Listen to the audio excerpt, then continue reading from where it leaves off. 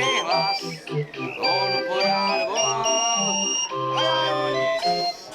On pořád volal, měl divnej horký hlas, on pořád volal, ale já nic. Já jsem ho doběhla, kočka zaběhli, já jsem ho doběhla a nic.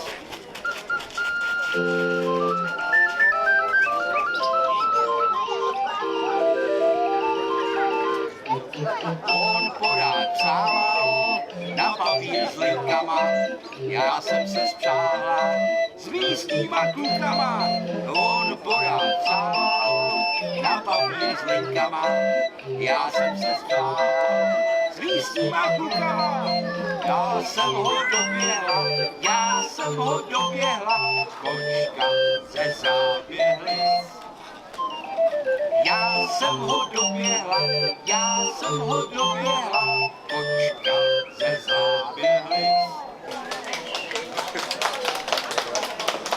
My se nacházíme právě v krásném prostředí pavilonu Grébovka, který byl tady revitalizovaný Prahou 2 a slavíme 20 let výročí Akordu. Akord je nestátní nezisková organizace, která vznikla v roce 1995 se záměrem pomoci rodinám a dětem s těžkým zdravotním postižením, mentálním postižením a kombinovanými vadami. Ten projekt, který začal v roce 1995, tak pokračuje až dosud.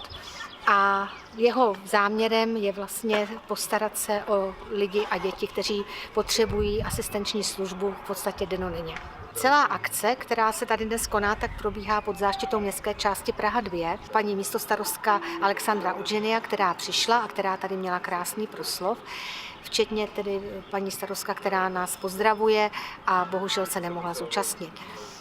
Další významnou osobností, která tady dnes byla, je pan docent profesor Vladimír Komárek, který je zakladatelem občanského sdružení Akord, paní doktorka Věra Ševčíková a další odborníci, kolegové, přátelé, známí a sponzoři, včetně paní inženýrky Zuzany Baudyšové, která vlastně Akordu pomáhá už asi 15 let. Pojďte si vybrat každý jeden lísteček do tomboly.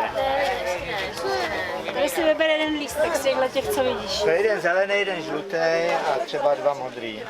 Ty si vyber 2 a délka 2. To je tajný. Tak, To je ještě tajný. Tak.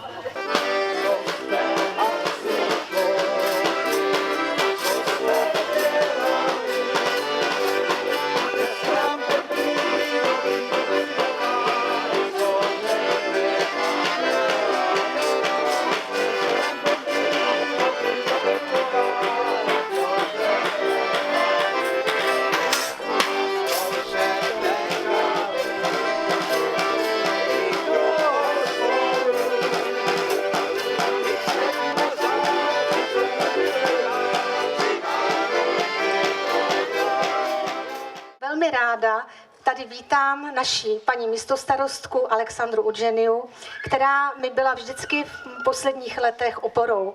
Vždycky mi pomohla a vždycky Akordu pomohla. Děkuju a dávám jí slovo.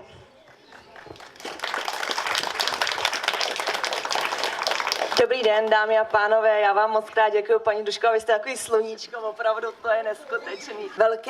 Velké díky, my se budeme snažit i do budoucna nejenom jako městská část, ale i já osobně, jako jsem to dělala vždycky, pomáhat. Městská část Praha 2 podporuje Akord už dlouhodobě, my jsme se službama strašně spokojeni a jsme rádi, že máme na Praze 2 takové občanské sdružení, jako je Akord. Díky. 20 let obdivuhodné, obdivuju vás a opravdu budu i nadále vás podporovat, protože to, co děláte, je ku prospěchu nás všech. Myslím, že si to zaslouží velký potlesk pro paní Duškovou. Z celého srdce děkuji paní inženýrce Zuzce Baudyšové. Je tady.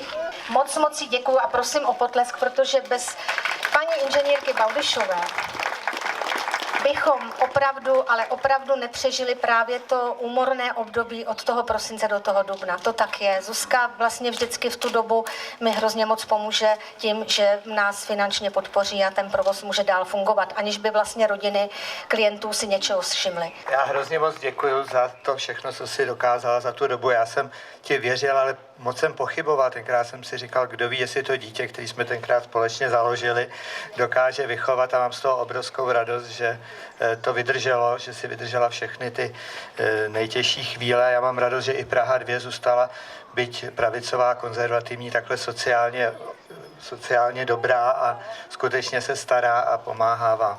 Takže já ti přeju, aby si dalších 20 let teda už prožila s menšími stresy, protože Irena tomu obětovala skutečně všechno, včetně vlastně osobního života, jako děkovala dětem, což je bezvadný, takže já bych s váma společně zvolal Sláva a Irena! Hurá! A já chci poděkovat za všechny klienty, za všechny pracovníky, naší Ireně, za ty dlouhé roky, že to nevzdala, i když přicházely hodně těžké chvíle, kdy ubejvalo sil, ubejvalo naděje, ale tu loď nikdy neopustila a kormidlovala ji jistě dál k něčemu lepšímu a novému. Takže díky za všechny, Ireno. Všecky chládky písku tu sváříš, v pokoji ti voněj malinky, omamnou vůní mě vábíš. A v představách se tak rád ulávám, když sedím doma sám, jo, když jsem zrovna sám.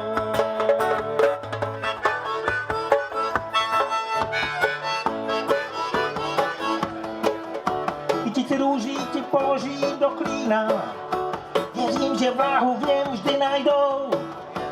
Tak se ti tvoří hrou trofá vína, v tvém klíně ty růže nikdy neuvadnou, v tvém klíně ty růže